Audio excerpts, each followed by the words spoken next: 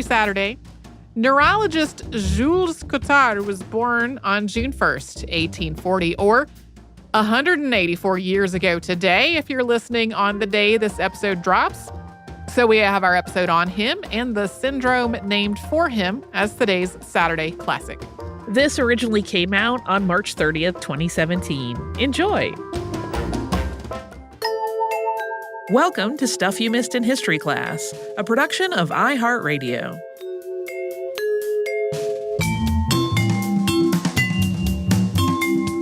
Hello and welcome to the podcast. I'm Holly Fry. And I'm Tracy B. Wilson. Tracy, you have heard of Cotard's delusion or Cotard syndrome before, right? Mm-hmm. And usually, probably if you've seen it, it comes up on frequently online on like lists of, world's strangest maladies or lists of sort of disturbing or unsettling mental disorders. Because in those lists, it's usually just characterized as a patient believing themselves to be deceased. It is sometimes called walking corpse syndrome because of that. And while that can certainly be part of it, it is a lot more complex than that. So Cotard syndrome is quite rare. It involves both a negation delusion, so the individual feels a major change in their body, or they deny the existence of one or several parts of their organs or bodies. Like they will sometimes think that they no longer have viscera or that their blood is gone or some other variation on that theme. And it also has a nihilistic delusion element. So in that part of it, the individual also believes that they or all people are dead, that they are somehow comporting themselves around the earth in a state of non-livingness. So it's very complex.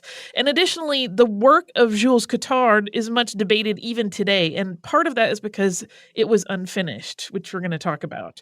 So really, the story of this syndrome that's named for him in many ways is the story of psychiatry and how ideas are challenged and then shift and change through interpretation as well as accumulation of data through the passage of time. So we're going to talk about Jules Cotard, his work in this area, and then sort of how things played out later on in terms of using his work to address issues patients were having.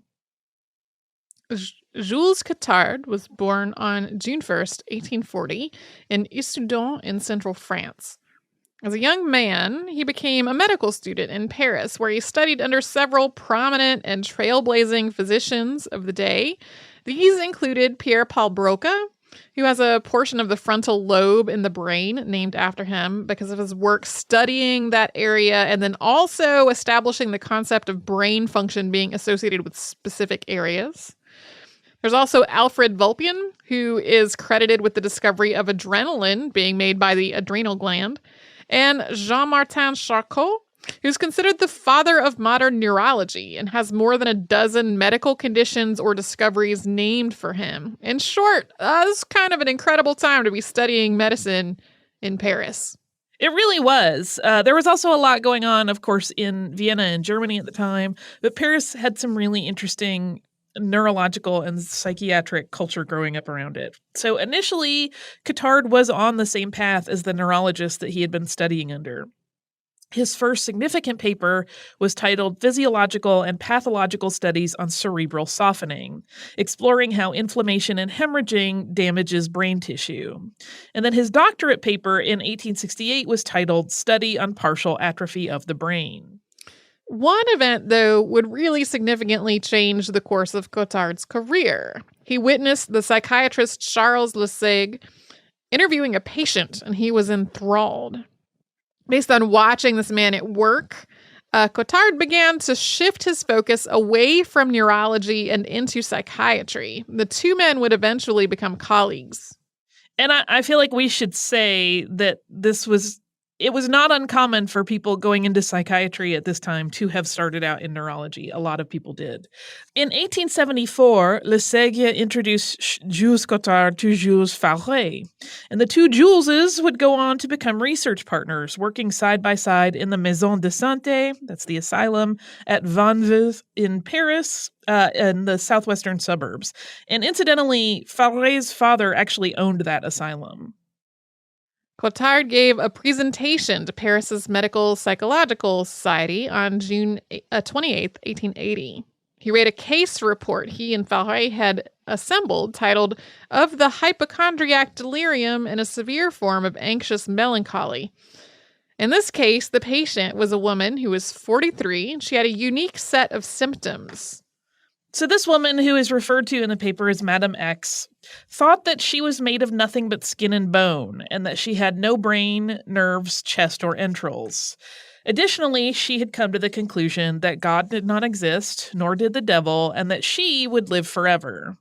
She had made several attempts on her own life and requested of her doctors and others that she be burned alive. As Cotard presented, he referenced similar cases that had been on the record going as far back as 20 years.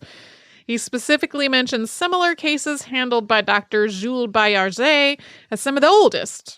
These were considered part of a diagnosis of general paralysis. And in this context, the paralysis referred to is a failure of the brain characterized by a loss of inhibitions and the exhibition of delusional thinking. So not a lack of physical movement or an inability to move your body. Right. When we think of paralysis, that's usually what comes to mind, but that's not the application of the word here. So yeah, these similar cases that had been studied 2 decades earlier had kind of gotten lumped in as general paralysis, but Cotard felt like there was something a little more specific about them.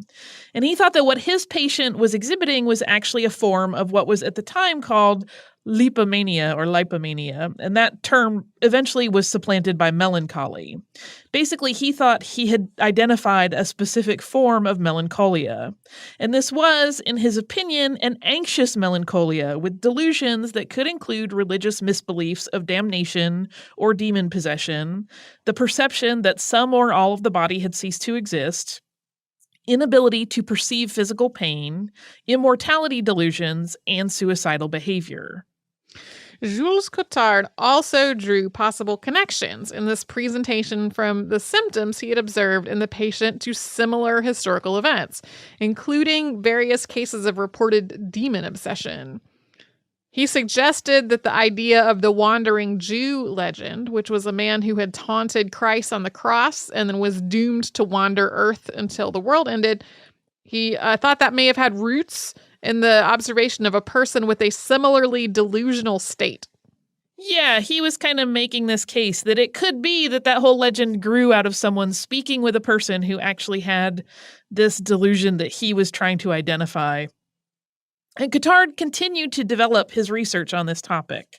In 1882, he expanded on it by introducing the term délire de négations, and that's nihilistic delusions, in an article that he published in the Archives de Neurologie. Patients with such delusions, he said, had a tendency to deny everything, leading in extreme cases to denial of the self. He separated the delusions of negation clinically from delusions of persecution in that article.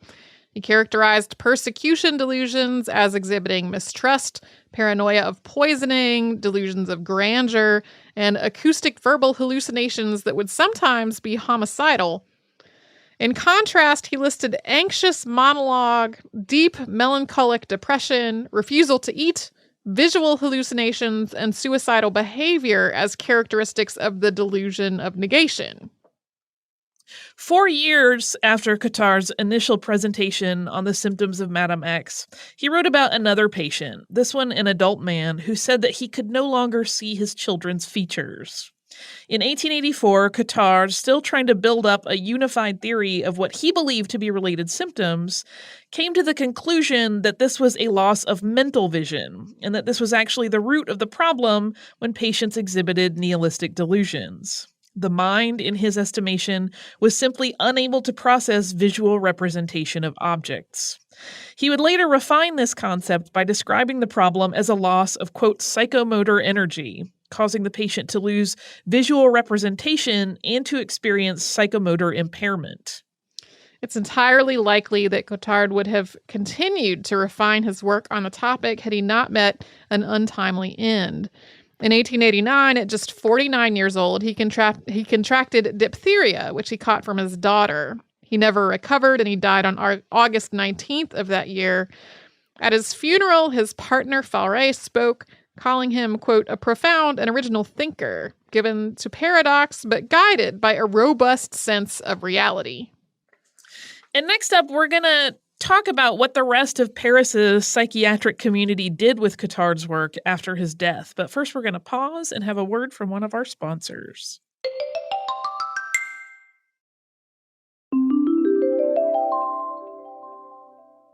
Almost immediately after Jules Cotard's death, debate began about his work and where he had been headed with it and what his intentions actually were. One of the ongoing themes of Cotard's work was this struggle to develop terminology for psychiatric ailments. And he had also championed this idea of using symptomatic classification for psychiatry. So, of course, with his work in this state of arrested development, he had been writing updates to his ideas just days before his death. There was a lot of room for interpretation. While some of his contemporaries thought he had been cataloging an entirely new disease, others thought his work had always been focused on exploring a severe and specific form of melancholia. Others thought that he merely sought to catalog and describe a symptom cluster that could be found in other diseases in addition to melancholia. In August of 1892, the issue was hotly debated at the Mental Medicine Congress in Blois, France. Cotard's partner, Faure, advocated for the idea that his friend had identified a new disease. And to argue his case, he claimed that there was an essential form of Cotard's délire de négation, which stood on its own, and also a secondary form of it that could be part of other melancholia and even non-melancholia disorders. Others in attendance argued that the specific cluster that Faure was advocating as part of Cotard's newly identified disorder included elements that were so rare, specifically those relating to religion-based concepts of demonic possession, damnation, and eternal life, that there was no validity to calling it its own singular syndrome. To support this view, it was pointed out that virtually all patients with melancholia had a tendency toward negation and guilt. So the cases in Cotard's writings were just extreme examples of this. Additional arguments against this being a standalone disorder or disease identification included claims that Cotard was merely listing a random assortment of symptoms that could be found in any number of mental disorders. So grouping them together was essentially meaningless aside from any one specific patient having them. Cases were also brought into the discussion to illustrate the rather common occurrence of nihilistic delusions in cases of chronic melancholia. While the Mental Health Congress came to no clear conclusion as to whether Cotard's work was describing a specific syndrome or common elements of multiple mental disorders, there was some agreement on how to define nihilistic delusion syndrome. And that was that it included two specific elements: anxious melancholia and systematized ideas of negation. So, as an aside to clarify what that means, systematized delusion indicates that a patient has developed a consistent, complex system of beliefs associated with their condition, which often fit together perfectly in a really elaborate narrative. So, for example, if you think that you died in an accident where you did not die, all of the strange things that may happen to you, you will put together into a puzzle to support that conclusion. Like, I'm clearly dead. That is why that person never calls me back. It's because I'm dead and they're not getting my call. That's a very simplified and basic way. And I'm sure any doctor would be like, Holly, no. But that's just to kind of give you an idea of what this systematized aspect of it means.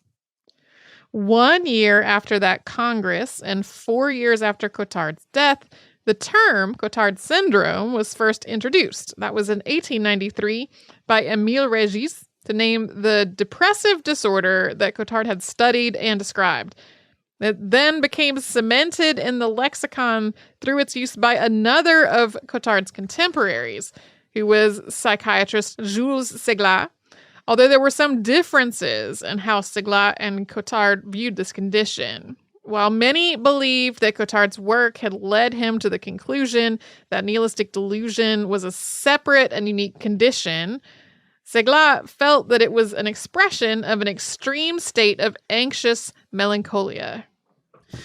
So the case in which Cotard first used the term Cotard syndrome to describe a patient featured a man who, much like Cotard's patient Madame X, believed himself to be immortal, damned, and without his internal organs. And despite his different view of whether the syndrome was a unique disorder or a way to identify extreme cases, Segla's diagnosis of a patient as having Cotard syndrome really popularized the term's usage. With the dawn of the 20th century came many changes in the way mental health was discussed and treated, and Cotard's work had to be examined in new ways as a consequence. So first, you probably noted that leading up to this point, we exclusively use the term melancholia. That's because depression and manic depressive illness as diagnostic terms didn't exist until the 20th century, and those have continued to be refined. Now people generally say bipolar disorder and not manic depressive illness. Once they were introduced, though, these terms really impacted a lot of disorders and illnesses, including Cotard syndrome. So in the early 1900s, Cotard syndrome was invoked as a symptomatic analysis of patients who were being treated for general paralysis and senile dementia, as it had been toward the end of the 19th century, been used in both of those. But now it was also associated with the newer terms, depression and, at that point, manic depressive illness. And so this wider range of use also came with the development of a subdivision of the syndrome by some doctors into two types, the melancholic type of Cotard syndrome and the hypochondriacal type of Cotard syndrome. The melancholic type was considered secondary in a patient with affective disorder. That's a mood disorder such as depression, bipolar disorder, or anxiety disorder, characterized by nihilistic delusions and the patient's subjectivity. The hypochondriacal type was considered a primary manifestation of the syndrome, where the patient's symptoms were focused around incorrect and paranoid feelings about the body, like that it was missing viscera or that it was no longer alive. And again, we should make clear that this was not a universally accepted approach to dividing this. In 1904, Leonardo Bianchi and James Hogg MacDonald wrote a textbook of psychiatry for physicians and students. And in it, they wrote, quote, Cotard and others have assigned undue importance to the delirium of negation, attributing to it certain clinical characters, many of which, as a matter of fact, are common to the majority of cases of depressive delirium, such as self-accusation and hypochondria, of which it represents a more advanced stage of evolution. It was, just as a decade earlier, a time when some of the medical mental health community believed that Cotard had wrongly associated a series of fairly common symptoms into one unique cluster. Another idea developed during this period was a way to identify nihilistic delusions as true Cotard syndrome. This particular approach required that a patient exhibit a combination of an affective or mood component, like anxiety, and an intellectual component, which is the idea of negation. This approach meant that these delusions could be recognized and acknowledged in a variety of scenarios without the identification of Cotard syndrome. And to make things even more nebulous, some physicians also suggested breaking down the syndrome into complete and incomplete versions based on variations in the patient's symptoms. This is one of those things where the more I read, the more I was like, how do any doctors or clinicians ever agree on anything? Because it is so hotly debated, and I know this isn't just unique to Cotard syndrome. Yet others suggested that Cotard syndrome is really a result of institutionalization. And in fact, that first patient that Cotard described back in 1880 was a woman who had been confined at the Van Vis Asylum for a number of years. So to wrap things up, we're going to talk a bit about the discussion and handling of Cotard syndrome after World War II. But first, we're going to take one last quick break for a word from a sponsor.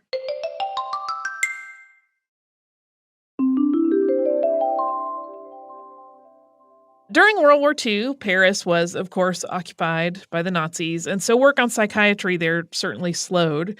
But after the war, Cotard's work was once again examined, and in some ways, history repeated itself as various clinicians offered their interpretations based on their work with patients that had similar or related symptoms.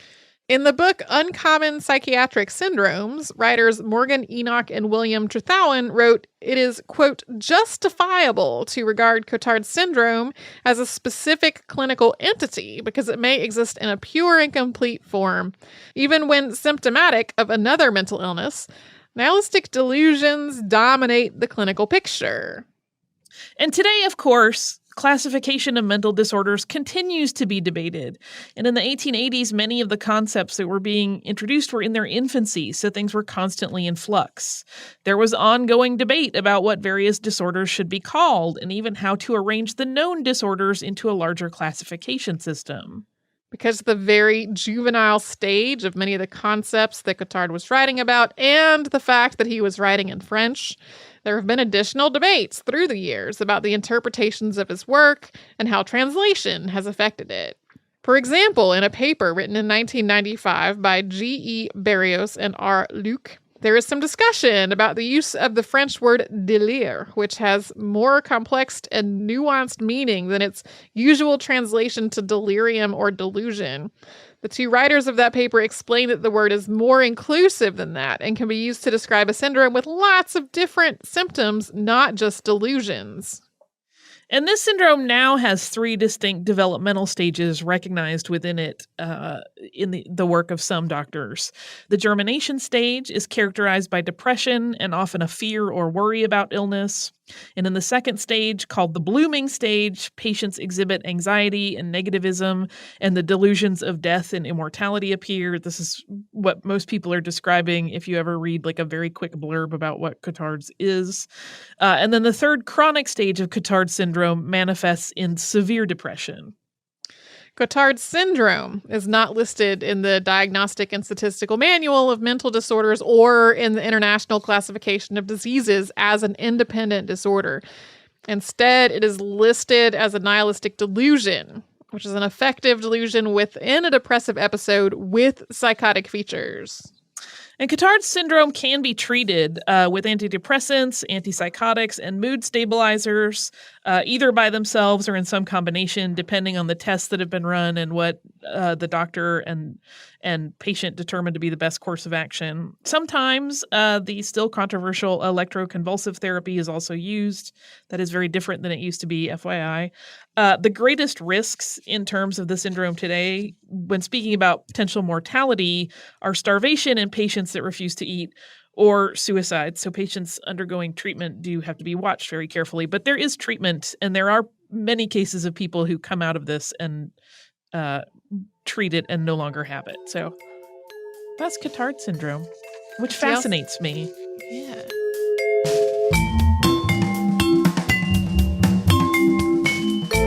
Thanks so much for joining us on this Saturday. Since this episode is out of the archive, if you heard an email address or a Facebook URL or something similar over the course of the show, that could be obsolete now. Our current email address is historypodcast@iHeartRadio.com. You can find us all over social media at Missed in History. And you can subscribe to our show on Apple Podcasts, Google Podcasts, the iHeartRadio app, and wherever else you listen to podcasts. Stuff You Missed in History Class is a production of iHeartRadio. For more podcasts from iHeartRadio, visit the iHeartRadio app, Apple Podcasts, or wherever you listen to your favorite shows.